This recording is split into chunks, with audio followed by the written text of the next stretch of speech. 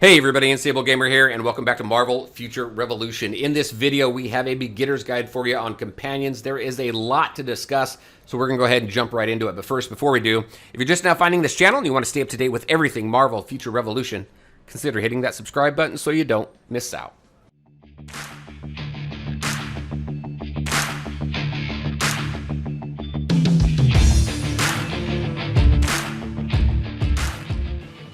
All right, and welcome back. Like I said, we have a ton to discuss, so let's go ahead and jump right into it, starting with companions and where you're going to get them. So let's just jump into here, squad, companions. We are broken it out into three different categories, rarities. We have normal, we have rare, and then we have specials. Normals you can get out of the convergence box. So if we go over here, right over there, the convergence box, they do have normal shards over there, so you can go ahead and have an opportunity to get them over there. When you talk about specials and rares, those are really going to come from your summons, your events, and your leaderboards. You can get your normals out of there as well. Another area that you can get them out of is if we go over here and go into tokens, you can use your Omega points. Omega points are points that you get as you do draws. The more draws you do, the more points that you get.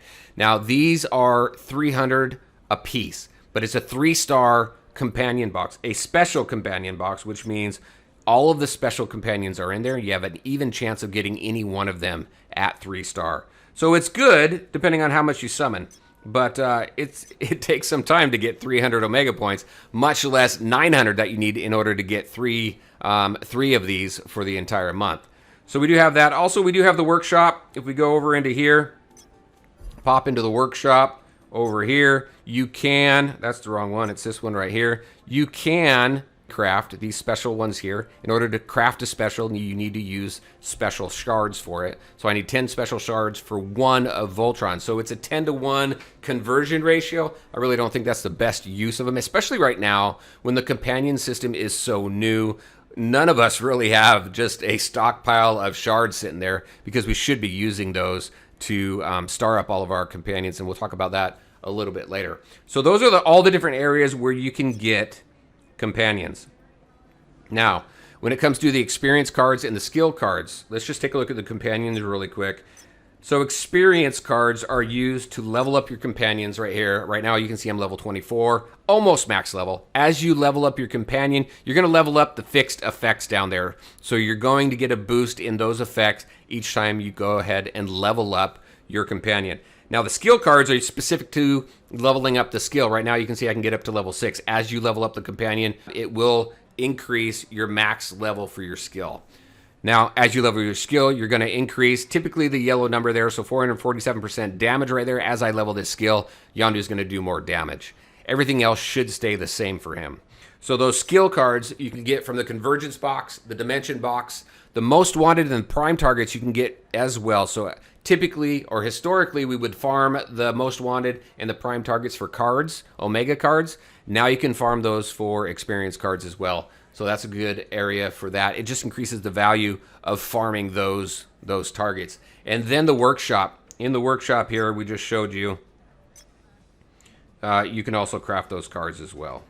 I don't know that it's necessarily the best use of resources, but like right here, special, I could go ahead and craft, look, one special companion skill card. I don't have any. I can do that, and I can increase Yondu's skill up 1, which is pretty good. And then here's all the rares that you can go ahead and craft as well if you want. So those are areas where you can get your companions as well as your skill cards and your experience cards. Next thing I want to talk about is the collection effect. This is very important, and this is where leveling up and star leveling up your companions come into play. If we go into your companions, go into details and collection effect. Over here, the collection stats, these are the stats that you get just for having all the companions that you currently have in your inventory. So right now, if you take a look on the right-hand side, and I did cover this in a previous video, I also do 50 summons over there, 50 companion summons. It was pretty fun. If you want to see that, I'll go ahead and link it up right over here. But each one of these gives you a specific stat. Movement speed, so I get a little bit of a movement boost from Nick Fury, critical damage from Yondu, max damage rate from Ultron there. So as you can see, everything there is collected there on the left-hand side, but you can see who gives you what. And it's good. It's good to, it really adds value to the collection factor when it comes to these companions. Not only is it cool to just collect every single one of them, but as you're collecting them, you're getting a bonus effect, and it's not just for your hero, it's for your entire squad, which I think is very cool. Also, that's also why when it comes to those shards, and why I mentioned earlier, none of us should really have any extra shards or sitting on a whole vault of shards, because we should be using those if we have the gold to star level up every single one of your companions, because there's no risk there at all. The only risk there is your gold and running out of gold. But every opportunity you have to star level your companions, take it if you can, because you're going to increase those stats, and those stats only help you better in the game.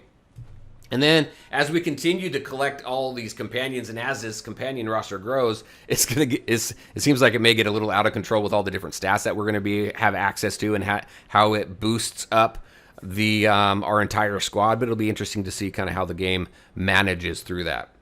All right, so that is the collection effect. Very important. Can't go wrong. The only thing I suggest holding off on is the skill cards and increasing the skills of your companions, unless you know exactly what you want and what you're going for with that companion. So just kind of my 2 cents there. All right, next, let's go ahead and take a look at the bag here. The bag, this is cool. You hit this, it tells you every companion shard that you have, so you know how much of each companion you have. And that's important to know, especially if you want to know what your inventory looks like. And then if you go to general material, this is where all your experience cards and your skill cards are.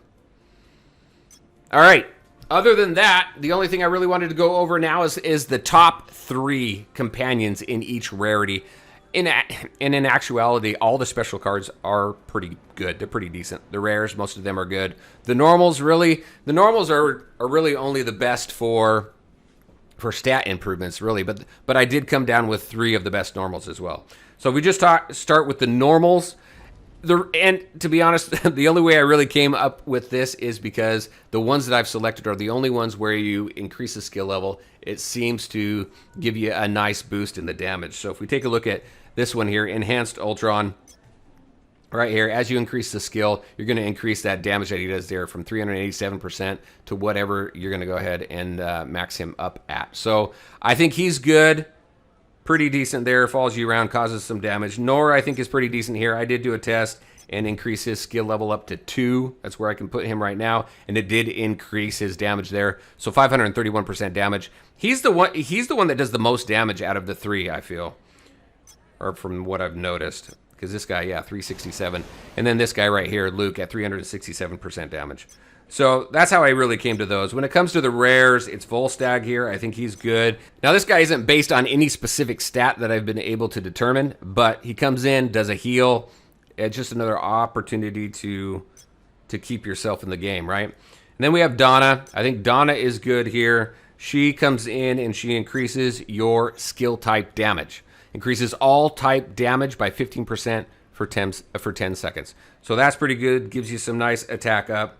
And then we have Ultron. I think Ultron is good here as well. The cool thing about him, it says creates a berry equal to 20% of max HP for 10 seconds. So in here, when you take a look at who you want to put him with as far as an active skill, it's going to be based on how much HP you have. So when you take a look at using cores on your badges, you may want to use HP over HP recovery. I think most of us probably do that anyway. I think HP has a much higher benefit than your HP recovery.